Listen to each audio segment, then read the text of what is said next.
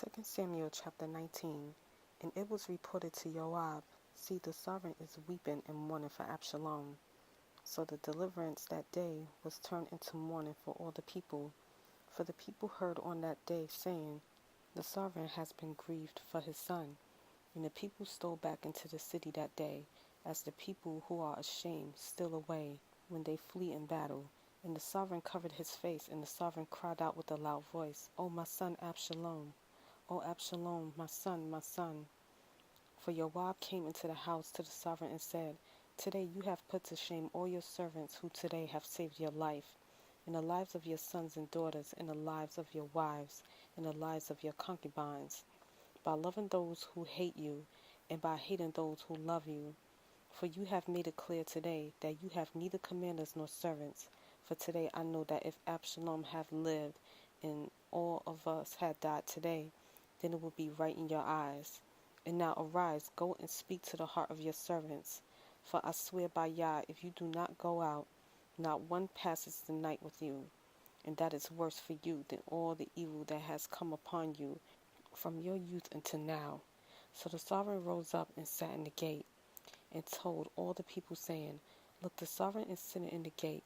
And all the people came before the sovereign. As for Israel, they had fled, each one to his tent. And it came to be that all the people who were contending throughout all the tribes of Israel, saying, The sovereign deliver us from the hand of the enemies. He rescued us from the hand of the Philistines. And now he has fled from the land because of Absalom. And Absalom, who we anointed over us, has died in battle. And now why are you silent about bringing back the sovereign? And sovereign David sent to Zadok and Abiathar the priest, saying, Speak to the elders of Yehudah, saying, Why are you the last to bring the sovereign back to his house, since the words of all Israel had come to the sovereign to his house? You are my brothers, you are my bone and my flesh. Why then are you last to bring back the sovereign? And say to Amasa, Are you not my bone and my flesh? Yah, do so to me, and more also, if you are not commander of the army before me all the days in the place of Joab. Thus he swayed the hearts of all the men of Yehudah as one man, so that they sent to the sovereign, saying, Return, you and all your servants. So the sovereign returned and came to the Jordan, and Yehudah came to Gilgal to go and meet the sovereign, to bring the sovereign over to the Jordan. And Shimei, son of Gera, the Benjamite, who was from Behorim, hastened and came down with the men of Yehudah to meet sovereign David. And with him were 1,000 men of Benjamin, and Seba, the servant of the house of Shaul, and his 15 sons and his 20 servants with him. And they rushed over the Jordan before the sovereign. And they passed over the ford to bring over the sovereign's household, and to do what is good in his eyes. And Shimei, son of Gera, fell down before the sovereign when he had passed over the Jordan, and said to the sovereign, Do not let my master reckon crookedness to me, neither remember what wrong your servant did on the day that my master the sovereign left Yerushalayim, that the sovereign should take it to heart.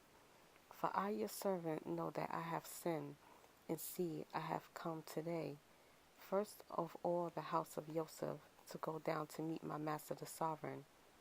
But Abishai, son of Seruiah, answered and said, Should Shimei not be put to death for this, because he cursed the anointed of Yah? And David said, What have I to do with you, you sons of Seruiah, that you are to be adversaries to me today? Should any man be put to death in Israel today? For do I not know that I am sovereign over Israel today? So the sovereign said to Shimei, You do not die. And the sovereign swore to him. And Mephibosheth, son of Shaul, came down to meet the sovereign, and he had not attended to his feet, nor trimmed his mustache, nor washed his garments, from the day the sovereign went away until the day he came back in peace. And it came to be, when he had come to Yerushalayim to meet the sovereign, that the sovereign said to him, Why did you not go with me, Mephibosheth? And he answered, My master, O sovereign, my servant deceived me, for your servant said, I am saddling a donkey for myself to ride on it and go to the sovereign, because your servant is lame. And he spoke slander against your servant to my master the sovereign, but my master the sovereign is as a messenger of Yah. Therefore, do what is good in your eyes. For all of my father's house were but dead men before my master the sovereign, yet you set your servant among those who eat at your own table. Therefore, what right have I still to cry out any more to the sovereign? Then the sovereign said to him, why do you speak any more of your matters? I have said, you and Seba share the land.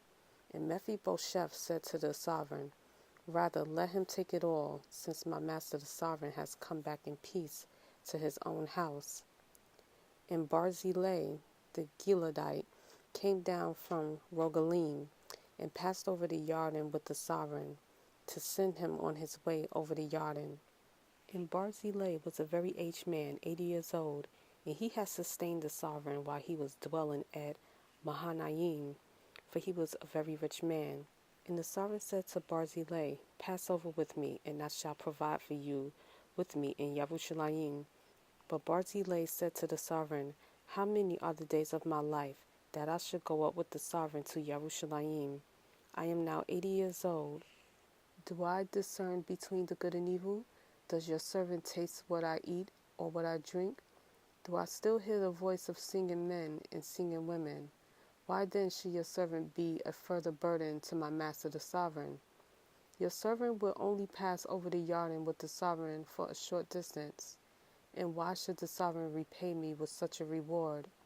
Please let your sovereign turn back again to die in my own city, near the burial site of my father and mother.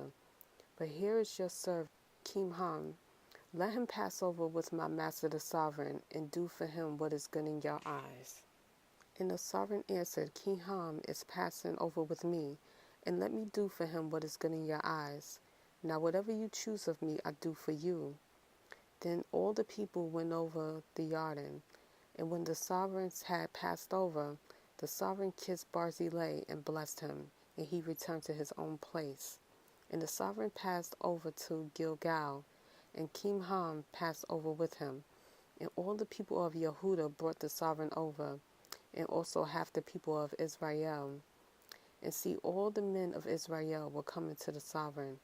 And they said to the sovereign, why have our brothers, the men of Yehuda, stolen you away and brought the sovereign and his household and all David's men with him over the Jordan? And all the men of Yehuda answered, the men of Israel, because the sovereign is our relative. And why are you displeased over this matter? Have we at all eaten at the sovereign's cost, or has he given us any gift? And the men of Israel answered the men of Yehuda and said, we have 10 parts in the sovereign, and in David too we have more than you. Why then did you despise us? Was it not our advice first to bring back our sovereign? But the words of the men of Yehuda were harsher than the words of the men of Israel.